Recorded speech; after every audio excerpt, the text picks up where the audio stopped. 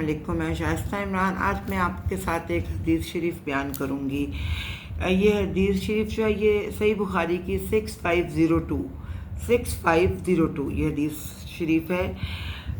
اس میں حضرت ابو ہریرہ عنہ فرماتے ہیں، بیان کرتے ہیں کہ رسول اللہ صلی اللہ علیہ وسلم نے فرمایا کہ اللہ تعالیٰ نے فرمایا ہے، اللہ تعالیٰ نے بیان کیا ہے کہ جس نے میرے ولی کے ساتھ دشمنی کی، میری طرف سے اس کے ساتھ اعلان جنگ ہے۔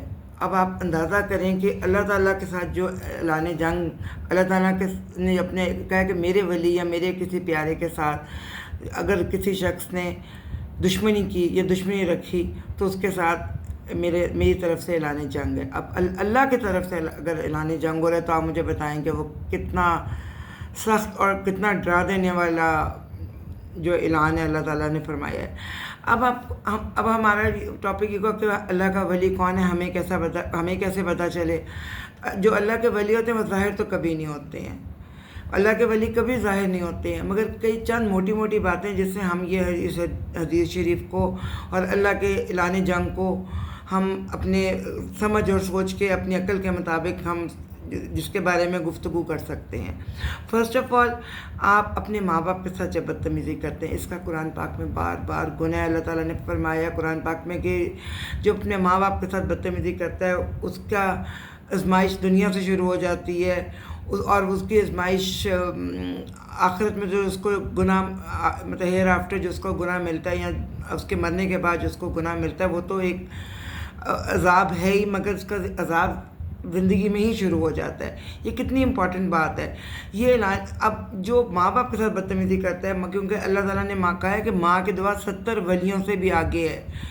آپ بچوں غور کرو، میں آج آپ لوگوں سے مخاطب ہوں کہ اگر اللہ تعالیٰ فرماتے ہیں کہ ایک ماں کی دعا ہے نا وہ 70 ولیوں کا درجہ رکھتی ہے، تو آپ اپنی ماں سے ناراض ہو کے اونچی آواز میں آج کل کی جنریشن جب بولتی ہے بدتمیزی کرتی ہے تو کیا اس کو پتہ نہیں چلتا کہ وہ کیا کرنے جا رہی ہے، وہ کیا کر رہی ہے، اپنے ماں باپ کو ناراض کر رہی ہے جنہوں نے اس کو، جو اللہ تعالیٰ کہتا ہے کہ میں اللہ تعالیٰ تخلیق دیتا ہے اور ماں کو بھی وہ کہتا ہے قرآن پاک میں بار بار کہ میں نے اس کو، اللہ تعالیٰ نے ایک ماں بنا کے اس کو ایک تکلیف سے گزار کے جب وہ ماں بنتی ہے تو اللہ تعالیٰ کہتا ہے کہ میرے بعد اس کی جو نگہداشت ہے وہ ماں کرتی ہے، 9 مہینے پیٹ میں رکھتی ہے، سب یہ پروسیجر سب کو پتہ ہے۔ اور اللہ تعالیٰ نے فرمایا کہ ایک ماں 70 ولیوں سے زیادہ درجہ رکھتی ہے۔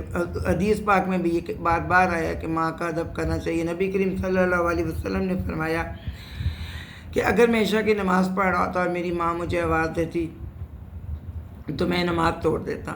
اس سے بڑی ماں کے درجہ کیا، اسی لیے جب نبی کریم صلی اللہ علیہ وسلم ایک ماں کی صرف بیان کر سکتے ہیں یا ایک ماں کو عزت دے سکتے ہیں، تو یہ جو پوائنٹ ہے سب ماؤں پہ لاگو ہوتا ہے، بے شک وہ مسلمان ہو غیر مسلم ہو۔ ماں کی عزت ہر مذہب میں اللہ تعالیٰ نے، اور ان کا جو بھی مذہب ہوتا ہے، ماں کی عزت ایک بہت زبردست اور طاقتور اللہ تعالیٰ کا حکم ہے کرنے کی، اور جو اس کے خلاف جاتا ہے وہ اللہ تعالیٰ کے خلاف اللہ سے دشمنی کرتا ہے۔ جب اللہ سے دشمنی جو کرتا ہے تو اللہ تعالیٰ نے کہا کہ میری طرف سے اس کے ساتھ کھلا اعلان جنگ ہے۔ اس کے علاوہ کچھ ایسے سادہ دل لوگ آپ کی فیملی میں ہوتے ہیں، آپ کے ارد گرد ہوتے ہیں، آپ کے آفیسز میں ہوتے ہیں، جن کا پتہ چل جاتا ہے کہ سادہ دل ہے، جھوٹ نہیں بولتے، غلط بیانی نہیں کرتے، آپ کے ساتھ اچھی ہمدردی رکھتے ہیں۔ ولی کس کو کہتے ہیں؟ اللہ کے دوست کو۔